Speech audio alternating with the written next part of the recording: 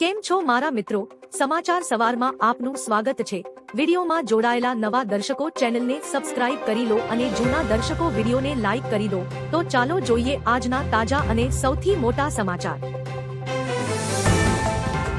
બંગાળની ખાડીમાં નવી સિસ્ટમ સર્જાશે। હવામાન વિભાગ અનુસાર બંગાળની ખાડીમાં સર્જાયેલ વેલમાર્ક લો પ્રેશરની અસરથી 30 જુલાઈ આસપાસ રાજ્યમાં ફરી ભારેથી અતિભારે વરસાદ પડી શકે છે। ઉત્તર, મધ્ય, દક્ષિણ ગુજરાત અને કચ્છના અનેક જિલ્લાઓમાં યલો એલર્ટ છે। આજે 27 જુલાઈએ વડોદરા, છોટા ઉદેપુર, ભરૂચ, સુરત, વલસાડ સહિત અનેક જિલ્લાઓમાં ભારે વરસાદની આગાહી છે। 1 ઓગસ્ટથી વરસાદની તીવ્રતા વધવાની સંભાવના છે।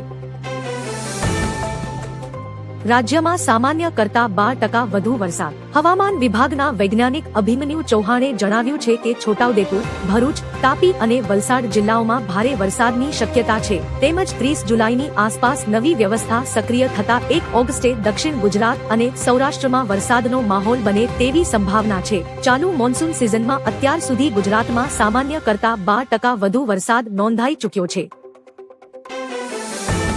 પેપર લીક સામે આજે નવું બિલ આવી શકે। કેન્દ્ર સરકાર પેપર લીક અટકાવવા માટે સંસદમાં નવું બિલ રજૂ કરવા જઈ રહી છે। વડાપ્રધાન નરેન્દ્ર મોદીના આશ્વાસન બાદ સરકાર લોકસભામાં પબ્લિક એક્ઝામિનેશન એક્ટમાં સુધારો કરશે। આ નવા પ્રસ્તાવિત કાયદા હેઠળ તપાસ માટે 2 મહિનાનો સમય મળશે। પેપર લીક અને ગેરરીતિમાં દોષિત ઠરનાર માટે 5 થી 10 વર્ષની જેલ અને 50 લાખ રૂપિયા સુધીના આકરા દંડની જોગવાઈ કરવામાં આવી છે।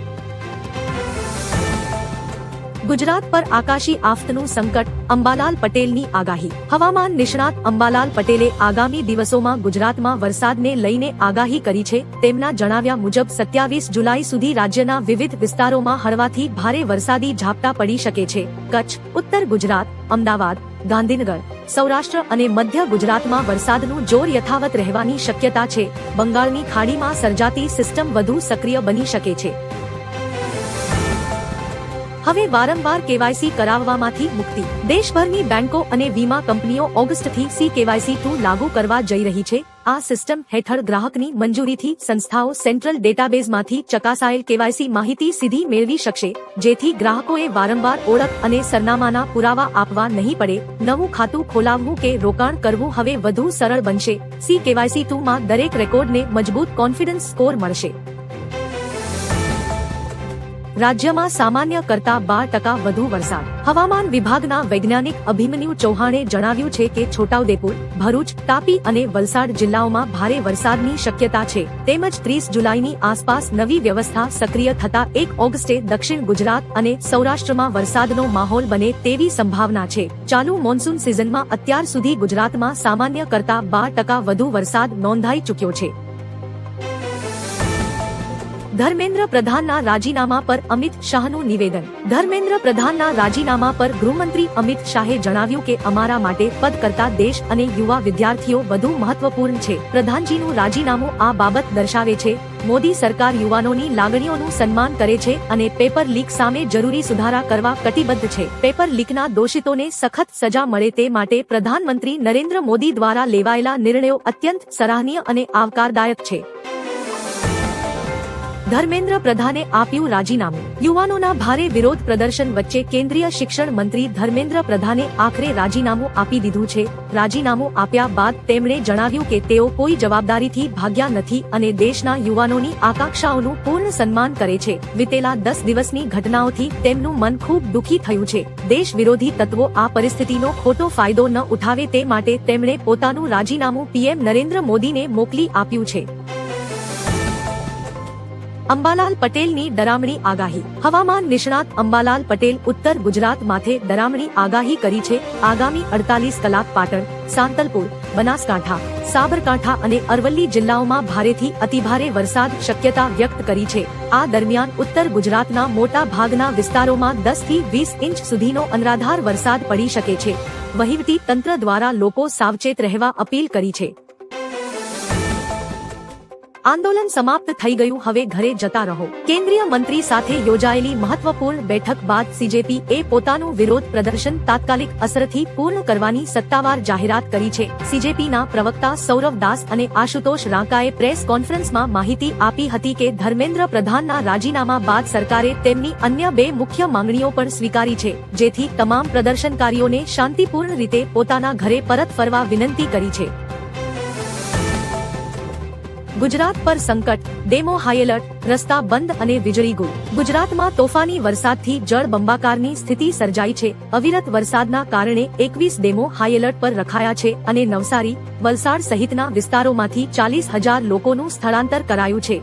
રાજ્યમાં 648 રસ્તાઓ બંધ થતા વાહન વ્યવહાર ખોરવાયો છે. સાંતલપુરમાં સૌથી વધુ 15 ઇંચ વરસાદ છે. સરદાર સરોવર ડેમ 68.93 ભરાઈ ગયો છે અને દક્ષિણ ગુજરાતમાં સિઝનનો 70% વરસાદ નોંધાયો છે. વંદે માતરમના નારાઓથી ગુંજી ઉઠ્યું જંતર મંતર. શિક્ષણ મંત્રી ધર્મેન્દ્ર પ્રધાનના રાજીનામા બાદ જંતર મંતર પર વિદ્યાર્થીઓએ ભારે ઉત્સાહ સાથે ખુશી મનાવી હતી. ત્યાં ઉપસ્થિત વિદ્યાર્થીઓની ભીડ વંદે માતરમના નારા લગાવતી જોવા મળી હતી. આ દરમિયાન સીજેપીના સ્થાપક પ્રમુખ અભિજીત દીપકેએ જણાવ્યું કે આ ભારતના બંધારણની જીત છે અને દેશના લોકોની જીત છે. આ ઘટનાને લઈને લોકોમાં ભારે ઉત્સાહ જોવા મળી રહ્યો છે.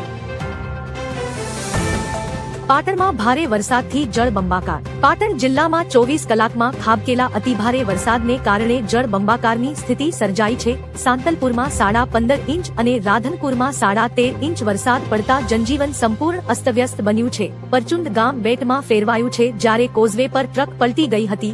નીચાણવાળા વિસ્તારો પાણીમાં ગરકાવ થતા અને મુખ્ય રસ્તાઓ બંધ થઈ જતા સ્થાનિક તંત્ર તથા લોકોની મુશ્કેલીઓમાં ભારે વધારો થયો છે.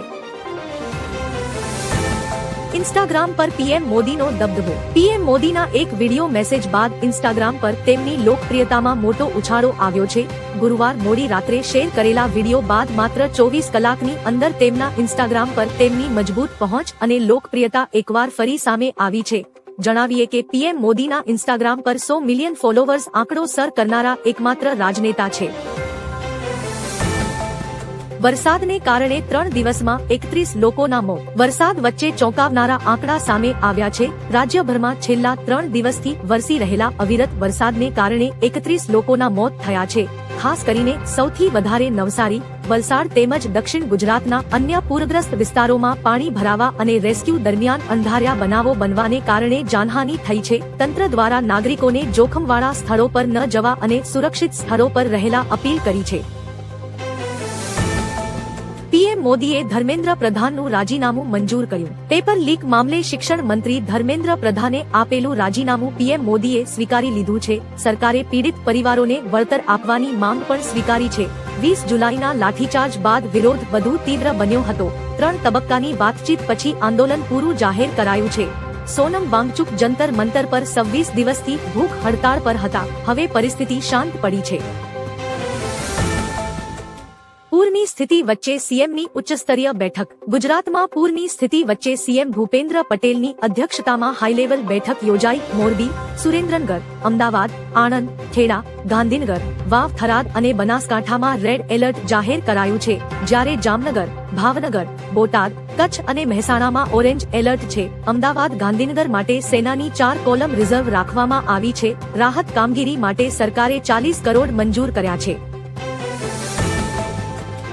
રાજ્યમાં ક્યાં કેટલો વરસાદ. ગુજરાતમાં ચોમાસુ પૂરજોરમાં આગળ વધી રહ્યું છે.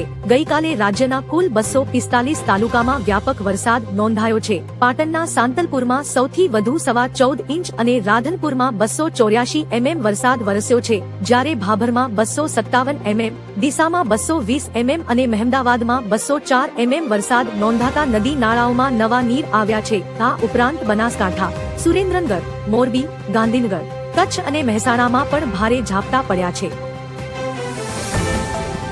પ્રહલાદ જોશીને શિક્ષણ મંત્રાલયનો વધારાનો ચાર્જ. નીટ વિવાદ બાદ ધર્મેન્દ્ર પ્રધાનના રાજીનામા પછી કેન્દ્રીય મંત્રી પ્રહલાદ જોશીને શિક્ષણ મંત્રાલયનો વધારાનો પ્રભાર સોંપવામાં આવ્યો છે. વડાપ્રધાનની સલાહ પર રાષ્ટ્રપતિએ પ્રધાનનું રાજીનામું સ્વીકારી લીધું હતું. હવે પ્રહલાદ જોશી પોતાના વર્તમાન મંત્રાલયની સાથે શિક્ષણ મંત્રાલયનું કામકાજ પણ સંભાળશે. શિક્ષણ વ્યવસ્થા સામે સવાલો વચ્ચે નવી જવાબદારી સોંપાતા હવે પ્રહલાદ જોશી પર સૌની નજર ટકેલી છે.